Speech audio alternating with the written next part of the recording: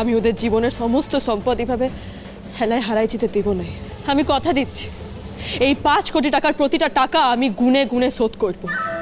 কারণ দেখো, এত বছর নাচের স্কুল করে আমি তো বেশ কিছু টাকা জমিয়েছি, আর সেই টাকাগুলো আমি রেখে দিয়েছিলাম আমার ভাইপো ভাইজিদের জন্য। আমি নিয়ে কী বা করবো বলো? তাই আমি আমার থেকে তোমাকে 20 লাখ টাকা দিতে চাই।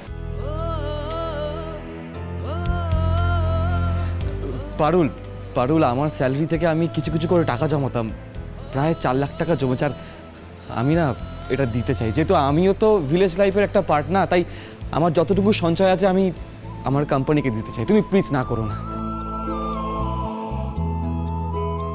পারুল, এমনিতে তো আমার কাছে কিছু নেই, তবে আমি সব সময় তোমার সাথে আছি। দাদা শোনো, তোমাকে কে বললো তোমার কিছু নেই? আমার যা টাকা সেটা সবটাই তোমার। পারুল, দাদু আমাকে দোকানে যোগ্য স্টাফের সম্মান দিয়েছেন, আর আমি সেখানে স্যালারিও পাই, আর তার থেকে আমি 3 লাখ টাকা জমিয়েছি, আর সেটা আজকে আমরা আমাদের বোনকে দেব।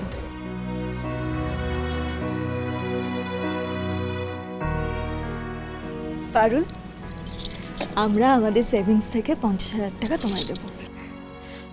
বৌদি, বলছিলাম যে আমার স্কলারশিপ আর হাত খরচা থেকে আমি আপাতত এই 15,000 টাকাই জমিয়েছি। তুমি এটা রাখো প্লিজ।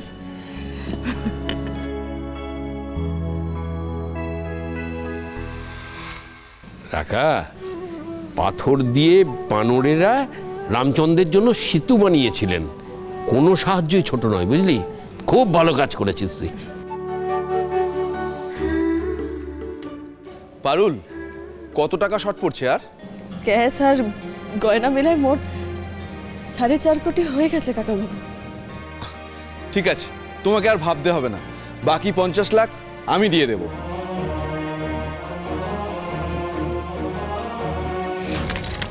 আমি বলছি 1টা টাকাও দেবে না তুমি। নাটক করো না জ্যোতিকা। আমি নাটক করছি? নাটক তোমরা করছো, সবাই মিলে পারুলকে মাথায় তুলেছো। আমি মানছি যে ও আমাদের পরিবারের বিপদে অনেক সাহায্য করেছে, কিন্তু তাই বলে মুখের কথায় এতগুলো টাকা ওর হাতে তুলে দেবে? সবাই দিচ্ছে দিক, তুমি পকেট থেকে 1টা টাকাও দেবে না।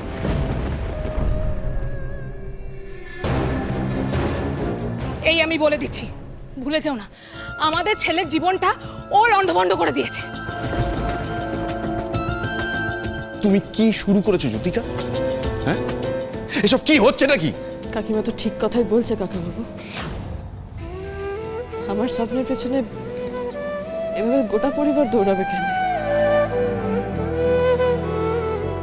আমার লিগে নিজেদের সমস্ত সম্বল এভাবে তুলে দেবে কেন আমার হাতে? আমারই ভুল বটে কাকিমা। অবশ্যই তোমার ভুল। কেন দেবে এই পরিবার তোমাকে এত টাকা? তোমার ওই ছল চতুরির কৌশলে বাড়ির সবাই বশ হতে পারে, কিন্তু তোমার এই কৌশল আমার ওপর কাজ করবে না।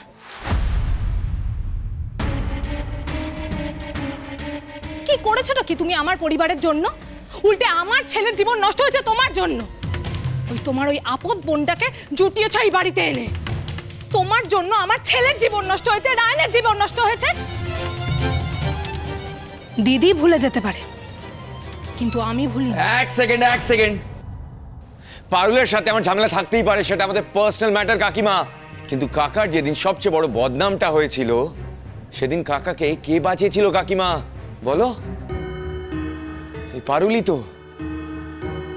এই বাড়ির প্রত্যেকে কোনো না কোনো ভাবে পারুলের দ্বারা উপকৃত। তোমরা বুক ঠুকে বলো তো, তোমাদের বিপদে এই পারুল তোমাদের পাশে কি দাঁড়ায়নি? বুক থেকে বলো না একবার।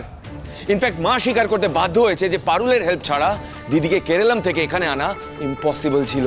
তাই আজ যদি পারুলের বিপদে ওর পাশে কেউ না দাঁড়ায়, তাহলে বুঝতে হবে সে বেঈমান। তুমি কি তাই কাকিমা? একদম ঠিক বলেছিস তুই। কারুর কথা তোমাকে শুনতে হবে না পারুল, আমার টাকা আমি তোমাকে দেব।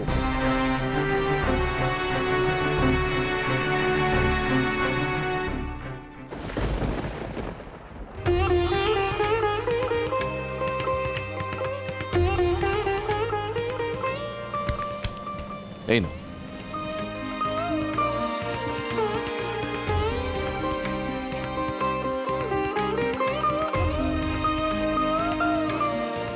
শোনো পারুল, আমাকে বেইমান বলুক আর যাই বলুক, মনে রেখো এত টাকা আমার পরিবার থেকে এসেছে। কেমন?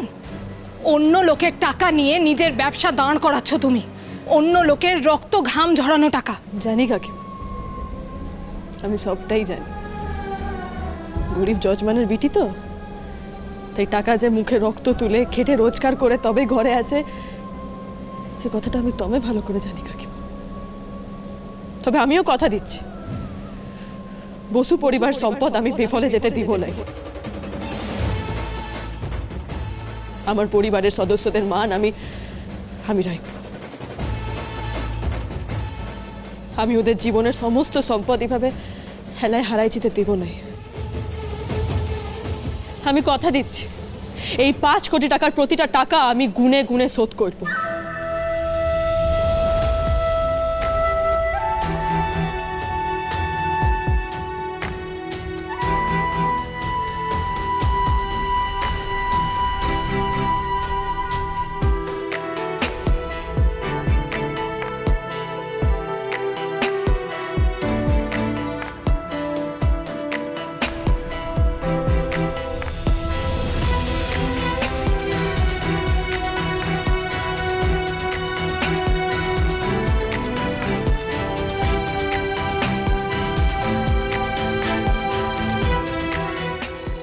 পারুল, তো নেক্সট প্ল্যান কি?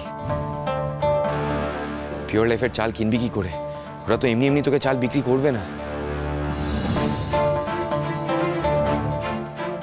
কিন্তু তোমাকে দেখলে তো আরো বিক্রি করবেন। আরে সে পথে আমরা যাবই লাই। আমরা আলাদা আলাদা ডিস্ট্রিবিউটর হয়ে কাল সারা বাংলার সমস্ত ডিস্ট্রিবিউটরের চালের গোডাউনে গিয়ে ওদের সমস্ত চাল কিনে দিব। আর শুধু তাই নয়, স্পেন ফোর্ডের সমস্ত স্টোরে তো ওই পিওর লাইফের চাল থাকে। আমরা ওখানে গিয়ে সমস্ত চালের প্যাকেট তুলে নিয়ে আমাদের গোডাউনে রেখে দেব। আর এই কাজটা করতে হবে আমাদের আগামী 2 দিনের মধ্যে।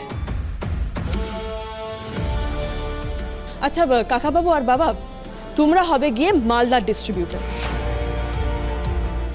আর রুকু দিদি ঋত্বিকদা হবে উত্তর 24 পরগনার ডিস্ট্রিবিউটর।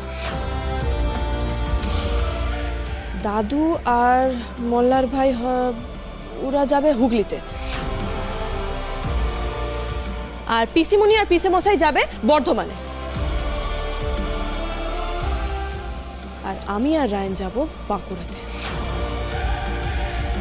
আমাদের কাজটা এমনভাবে করতে লাগবে যাতে পিওর লাইফ গোবিন্দভোগ চালের এক দানাও বাংলার কোনো কোনায় পড়ে না থাকে।